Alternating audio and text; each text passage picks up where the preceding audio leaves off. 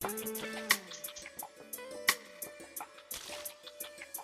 Guys, good evening, welcome back my another vlog. तो दोस्तों शाम के बज चुके हैं, लगभग 6:30 बजे के आसपास का टाइम हो चुका है। तो अभी जो है हम आज जो है व्लॉग आपको मैं लेके आऊँगा अपने घर का, जो कि अभी अभी हमने सत्यनारायण की कथा रखी थी आज सुबह सुबह। तो अभी जो है हमारे पंडित जी आने वाले हैं, अपने रमेश भाई जी। तो दोस्तों अब जो है अब हम तैयारियाँ कर रहे हैं, क्योंकि आज जो है आज हम बरामदे में ही करेंगे कथा। गर्मी बहुत ज़्यादा है ना अंदर, तो इसलिए आज कथा जो होगी बाहर की बरामदे में। जैसे जो है हमने ये चौकी आगे अंदर जो है सब्जी वगैरह, और साथ में रमना और अन्नू और पल्लू और अनु जो पानी लाने के लिए जा रहे हैं। और यहाँ पे जो है चावल और प्रसाद बन चुका है। ये भिंडी बनने जा रही है, ये आलू चने नहीं, ये हलवा, और ये जो है गाइस ये प्रसाद तैयार कर दिया है। फूल के लिए भेजा हुआ है। पंडित जी गाइस हमारे आ चुके हैं और पंडित जी हमारे आ चुके हैं। भाई राम राम। नमस्कार नमस्कार नमस्कार नमस्कार। राधे श्याम, सीताराम। नमस्ते जी। तो गाइस इस तरह से जो है अभी पूजना की शुरुआत जो है होने लगी है, पूरी तैयारी। और साथ में शिबू जो है शिबू घंटी जा रहा है।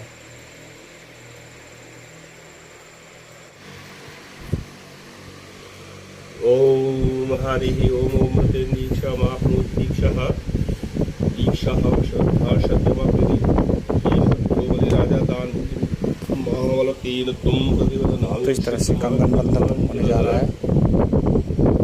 हरिः ओम मंगलम विष्णु मंगलम गणाधिपति जैसे जो है कंगने बांधे जाते हैं। हरि ओम प्रतीन तो शिबू भी जो है कंगना बंधवाएगा। आगे जा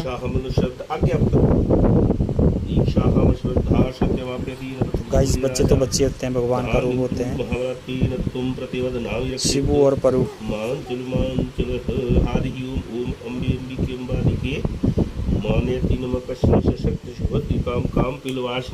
तो आप भी लो आगे भैया।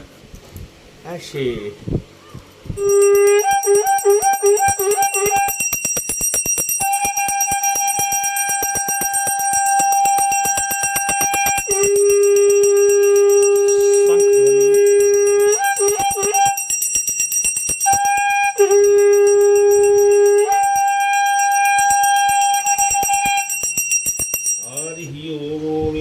चावल ले लो हाथ में, रंगोली का भी ध्यान करो। दौड़ कराने से हनुमान का ध्यान करते हुए ओम यथा नाम भूत ब्राह्मणेभ्यो कार्य संख्यान भूत प्रायर्विश्वर भरताभ्यम अहं संप्रदितः। हरि ओम। फूल ले लो, एक एक करो।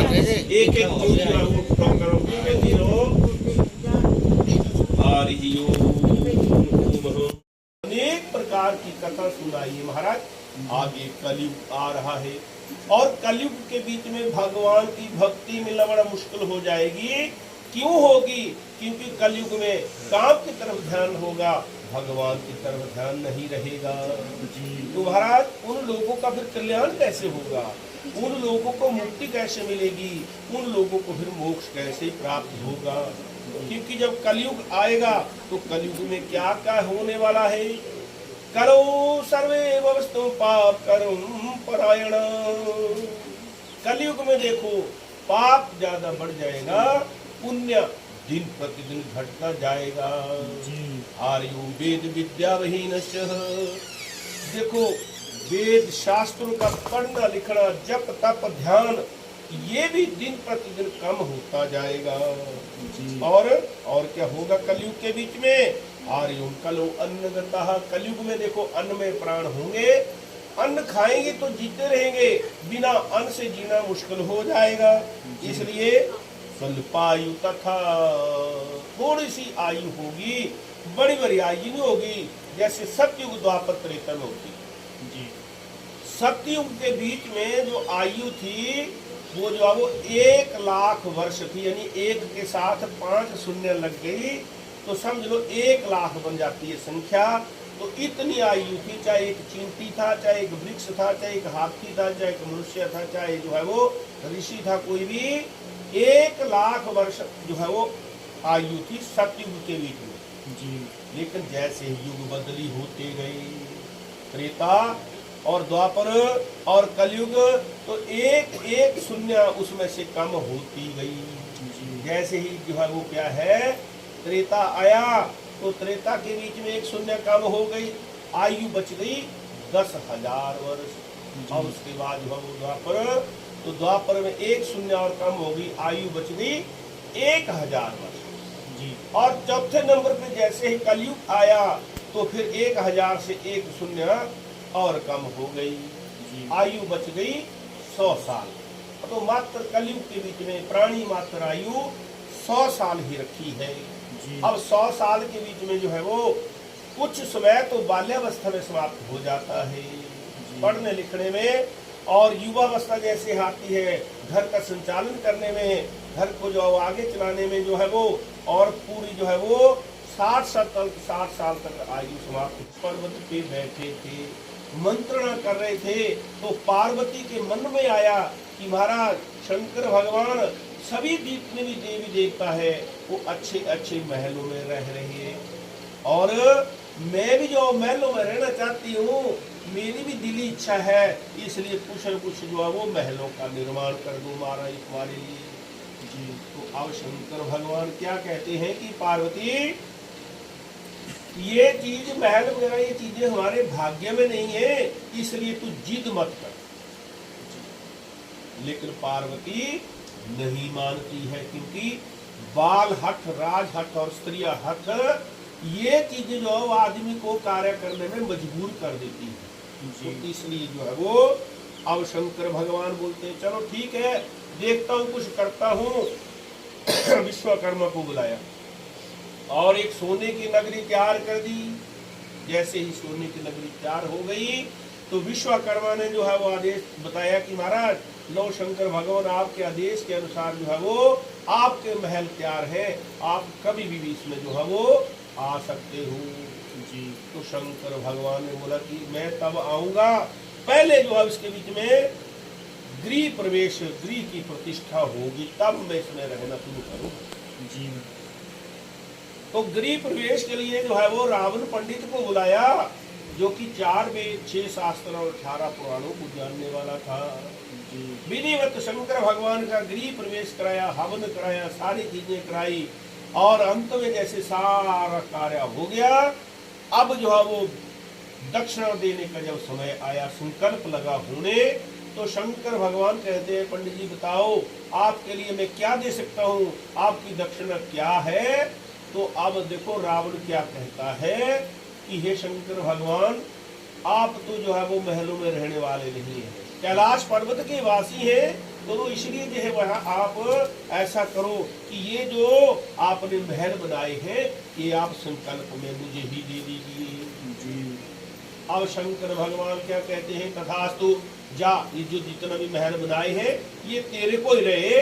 अब पार्वती जो है वो देखने लगती है कि शंकर भगवान ने क्या कर दिया जी। तो अब जो है वो शंकर भगवान ने पार्वती को बोला था कि हे पार्वती, जो चीज भाग्य में नहीं होती है उसके पीछे नहीं भागना चाहिए जी। लेकिन देखो रावण को भी ये चीज का पता नहीं था। सोने की लंका तो उसने ले ली, लेकिन सोने की थी लंका, सोने के थे घर बार, एक रत्ती में सोना न मिला, रावण को मतिवान। यानी कि देखो सब कुछ होने के बावजूद भी रावण जो था वो खाली हाथ ही गया था जी। इसलिए जो है वो यस्य उपदेशम पापम कुरुते जना, जिसको पाप और पुण्य का कोई इस कलयुग में उपदेश भी देने लगेगा ना, तो कुछ देर अमल होगा, लेकिन घर गृहस्थी के कारण उसके ऊपर चलना बड़ा मुश्किल हो जाएगा। तुम्हारा जब इतनी बातें हो जाएंगी, अन्न में प्राण होंगे, अनेक रोग व्याधि बीमारी इस कलयुग में इंसान को घेर के रख लेंगे, तुम्हारा फिर उन लोगों का कल्याण कैसे होगा, उन लोगों को मुक्ति कैसे मिलेगी, उन लोगों को मोक्ष कैसे प्राप्त होगा। महाराज उनकी तो आयु ऐसे ही क्षीण हो जाएगी, कोरे लिफाफे की तरह आए और कोरे लिफाफे की तरह ही वापस चले जाएंगे। इसलिए हमारे ऊपर कृपा पात्र हैं। तो आज को एक ऐसी कथा सुनाइए जो बड़ी पुण्य को देने वाली हो, थोड़ी से थोड़ी समय में, थोड़ी सी थोड़ी सामग्री में, लेकिन उसका फल बड़ा वाली हो, अनंत फल वाली हो। ऐसी को कथा सुना दीजिए महाराज जी। सूतोवाच धन्यम शेषम वैष्णवक्रमता। अब सूत ऋषि देखो, इतनी देर तो प्रश्न सुन रहे थे ऋषियों के, अब क्या कहते हैं कि धन्य हो ऋषियों, आपने बड़ा अच्छा ये परोपकार हेतु प्रश्न किया है। अपने लिए तो हम सुबह से लेकर शाम तक जो है वो हर कार्य में चले रहते हैं, लेकिन परोपकार की बात कोई नहीं, बहुत कम करते हैं। तो इसलिए आपने तो ये प्रश्न आज किया, लेकिन इस प्रश्न का हल नारद भगवान ने बहुत पहले पूछ भी लिया था भगवान से। कैसे कैसे भगवान ने बताया, आप उसको एकाग्र मन से सुनिए। आपसे तिथि ना मिले तो फिर सज्जी या संक्रांति या पर्व की पहले 15 दिन के बीच में क्या है, पूर्णमासी आती है, और अगले 15 दिन में अमावस्या आती है। अमावस्या पितरों के निमित्त होती है, यानी कि जिसके पितर रुष्ट हैं, जिसके पितर नाराज हैं, घर के बीच में अनहोनी घटनाएं हो रही हैं, मृत आत्माएं रात को स्वप्न में आ रही हैं, तो समझ लो कि उस घर के पितर जो है वो उस परिवार से नाराज है जी। तो उन पितरों की शांति हेतु जो है वो अमावस्या के दिन उनके निमित्त जो है वो तर्पण इत्यादि जो है वो किया जाता है जी। फिर भी बोला कलयुग है, कलयुग में पता नहीं कब किसको समय लगे, कब किसको समय लगे। तो इसलिए जब समय लगा, कोई इसके लिए कोई प्रतिबंधित नहीं है। शैत मुहूर्त निकलना पर नहीं जी, निकालो शैत मुहूर्त निकालो, और फिर भगवान की कथा का आयोजन करेंगे जी। जब चाहा अपने मन के अंदर दृढ़ निश्चय कर लिया, और मैं आज जो है भगवान से सत्यनारायण का व्रत करूंगा, पूजन करूंगा, भाई बंधुओं के साथ बैठ करके धर्म में तत्पर होके एकाग्र मन के साथ जो है वो भगवान की पूजा अर्चना इत्यादि कर लेनी चाहिए जी। हरि ओम। पंचामृतम पंचामृतम 5 प्रकार के अमृत, दूध दही घी शहद शक्कर, ये चीजें जो है वो इकट्ठी करके भगवान का स्नान इत्यादि किया जाए। हरि ओम। नैवेद्यम, नैवेद्य 1.25 से 5.25 से यथाशक्ति जो सामर्थ्य है नैवेद्य बना करके भगवान को अर्पित कर देना चाहिए। अभावी साली चूर्णम गुणम तथा बोला, हम जो है घर गृहस्थी वाले आदमी हैं, हमारे घर के बीच में सारी चीजें हर समय नहीं मिलती हैं, अभाव भी होता है, तो कोई बात नहीं बोला, शक्कर गुड़ चीनी मीठा कुछ भी जो भी हो सकता है, और नहीं तो आटा तो घर में है ही है, आटे का ही प्रसाद बना करके भगवान को अर्पित कर देना चाहिए जी। हरि ओम। ओम विप्र दक्षिण दद्य कथा, ब्राह्मणों के मुखारबिंद भगवान श्री सत्यनारायण की जो कथा है उसको विधिवत जो श्रवण किया जाए, और उसके पश्चात जो वो भगवान के भजनों का गायन किया जाए जी। अगर ब्रह्म भोज की व्यवस्था है तो ब्रह्म भोज भी किया जाए। प्रसाद ओम तत् स्वगच्छनारायण स्वर्णम च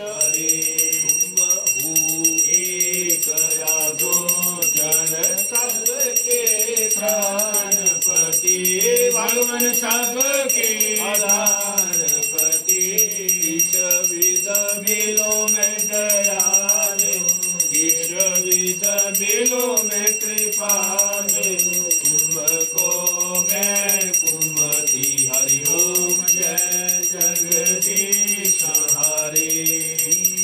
बंधु दुख हरना तुम मेरे, भगवान रक्षक तुम मेरे, अपने हाथ उठाओ, दया कर चरण लगाओ, द्वार बड़ा मैं तेरे, ओम जय जगदीश हरे।